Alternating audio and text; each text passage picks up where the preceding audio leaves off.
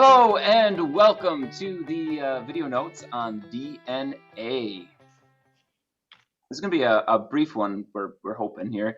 So DNA, a very, very important molecule for all living things. We want to take a look at what does DNA actually have to do? What is the function of DNA? And in order to really understand the function of DNA, we have to understand what cells do and what they produce. We talked about this back at our cell organelle unit, and when you did your cell analogies, that cells produce something, and that something that cells produce is protein. Nice one, Kemeter. Well, I did the slides went back and then they came back, and I don't know where we were going on that. So cells are producing proteins. Remember, proteins have lots and lots of jobs inside of the cell. Some of them are enzymes that regulate chemical reactions. Some of them are structural. And so there's transport. There's lots of things that proteins do. So how do cells know how to make what proteins and when to make those proteins? And the answer there is that's what in part DNA does. It's the instructions, they are the instructions for how to build these proteins. It tells the cell in what order to link together the amino acids that make the proteins so that they take on their particular shapes and therefore can do their particular jobs. So DNA, part of its job is just to be a set of instructions on how to make proteins. It's on this slide too. It doesn't matter which one you want to go to. What does DNA stand for? This is a really good one, and it's a difficult one. If we were all here together, we can do this even though we're not here together. DNA stands for deoxyribonucleic acid. Deoxyribonucleic acid can be a mouthful, so everybody, on the count of 3, say it along with me, even you at home. I don't care if you're sitting in like the middle of your house and you have all your family or siblings around you, you're doing your school thing, you're going to say deoxyribonucleic acid out loud on the count of 3. They're going to look at you funny, but then, whatever, it's okay. So 1, 2, 3. Deoxyribonucleic acid. Good, I'm glad we did that together as one.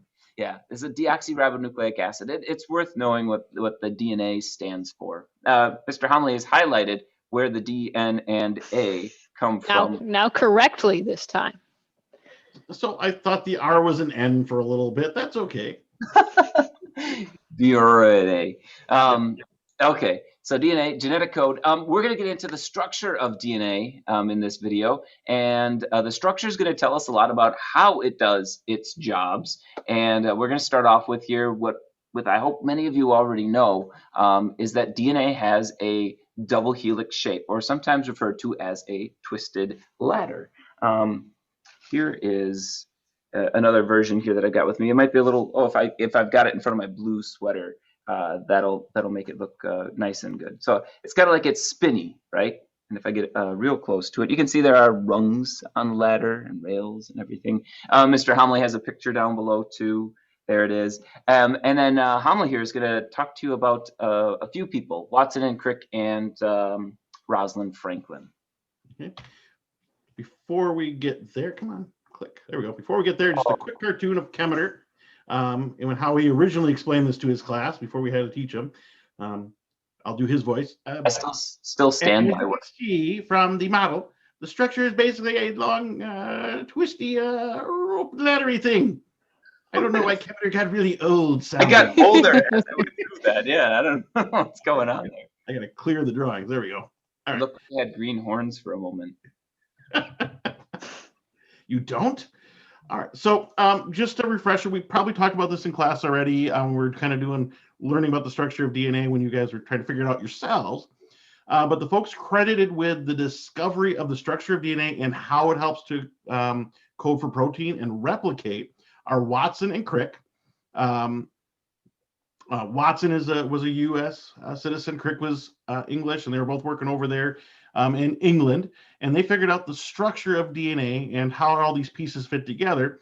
And they won the Nobel Prize for that. Rosalind Franklin over here did not win the Nobel Prize for it. She passed away before they won the Nobel Prize for it. And you can't give the Nobel Prize posthumously. But there's some controversy over where she would have gotten it anyway.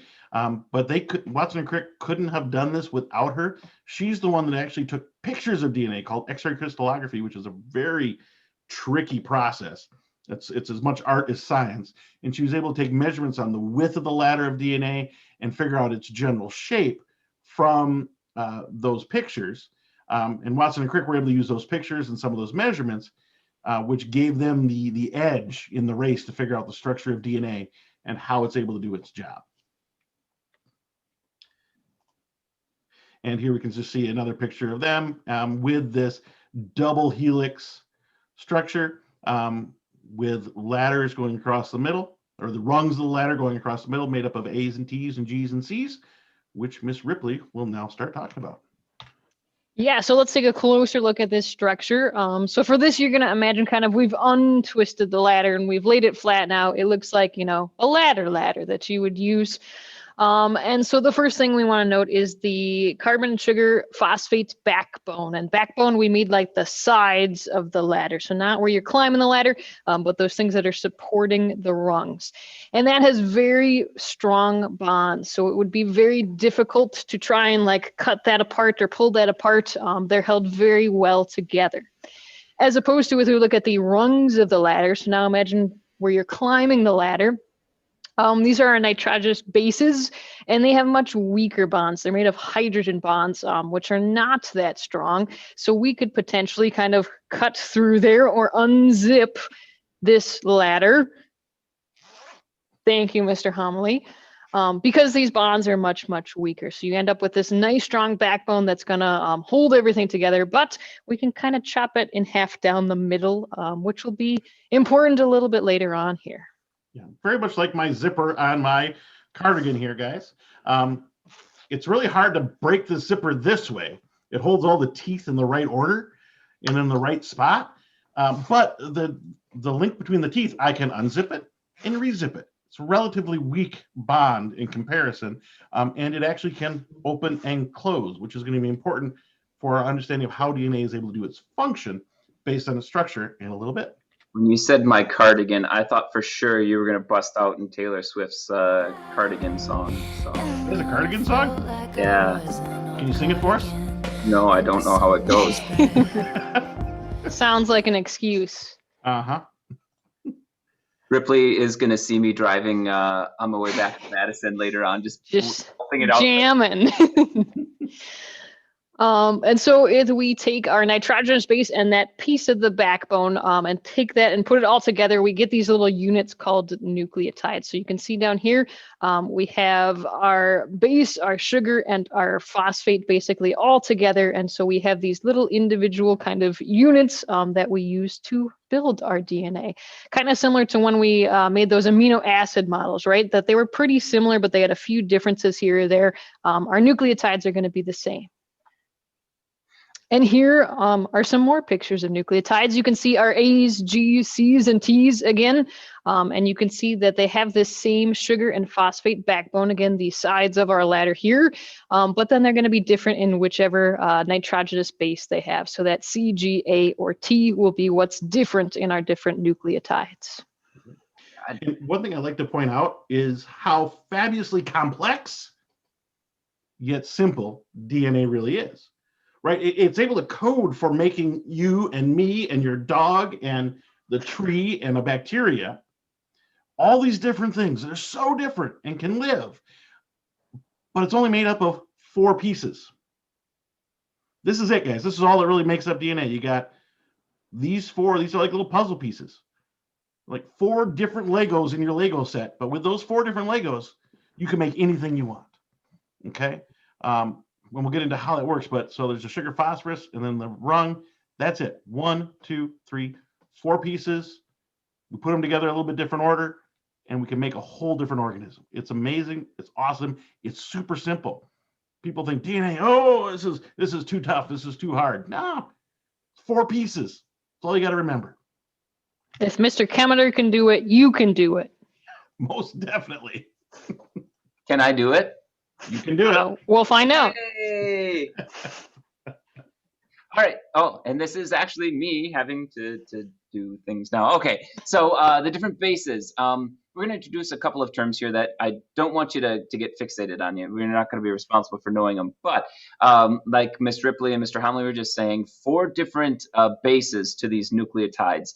And they come in 2 types. So A and G have some similarities. Those are the adenine and the guanine. And if you look at the molecular structures down below here, Mr. Hamele is pointing out, they have a double ring structure. So there's something called purines. They're double ringed purines, and that makes them a little bit wider than their counterparts, T and C, which are pyrimidines. They have a single ring structure to them. And that's important because when it comes time for pairing, one, the hydrogen bonds that are formed between them, G and C, so the purine and the pyrimidine, they can form 3 hydrogen bonds between themselves. They line up so that they can do that. But more importantly, we have a double ring structure next to a single ring structure. So we've got the width of the rung, those pieces going back and forth on the double helix ladder, the width stays the same. So if you take a look at something like this here, what you can see is, maybe if I get real close on a couple of them here. So we have the blue ones here are short. The yellow one is also short compared to the green, which is long, and the red, which are long. So those pair up with each other. And in fact, if I were to rearrange this here, break one of those hard to break backbone bonds, and I tried to pair a long one with a long one, look what happens. The width of the ladder is wider there, so I can't really connect it on the backbone. You get these bulges in the double helix. It would be going in and out and in and out, and instead of being straight parallel lines going back and forth there. So T and A, they always pair together. It's a double ring with a single ring. And then G and C always pair with each other. Again, double ring with a single ring. Mr. Hamele, how could we ever remember who pairs with who? Well, you could go with something like this. Grumpy Cat. I know Grumpy Cat. Grumpy Cat's my favorite. Grumpy Cat is smart. Grumpy Cat knows that guanine always gets paired with cytosine, just like his name, G and C. And I got nothing for the A and T. Well, as long as you know half of like that half, you're good. I just say it spells at. At. All right. At Grumpy Cat. It's like his Twitter handle. There you go. All right, and I'll just kind of summarize the structure here of DNA, and I've got 3 different models of it in this drawing. Here we got one we can see the phosphorus, sugar, phosphorus, sugar, phosphorus, sugar, phosphorus, sugar, the rungs of the ladder going all the way down, right? There's the sides of the ladder. And then we've got the base rungs, T with A and G with C, form the rungs here. All right, and if we recall from before, notice over here in this model, they show that blue side, the sides of the ladder, is being one solid piece because they're really hard to break, like the zipper, right? That up and down sugar phosphate, really hard to break, hard to mess up the order of those rungs because you can't break the DNA here, but you can pretty easily snap it right down the middle. Is there an eraser here? Yeah. Snap it right down the middle. Boom. Oh, it erases everything. Yeah, whatever. I thought it would just erase a little piece where it connected. But we can snap it, unzip it down the middle, which is really important for the stuff we're going to talk about in the next video. So we got 2 really strong sugar phosphorus backbones with the rungs in the middle, which can unzip pretty easily.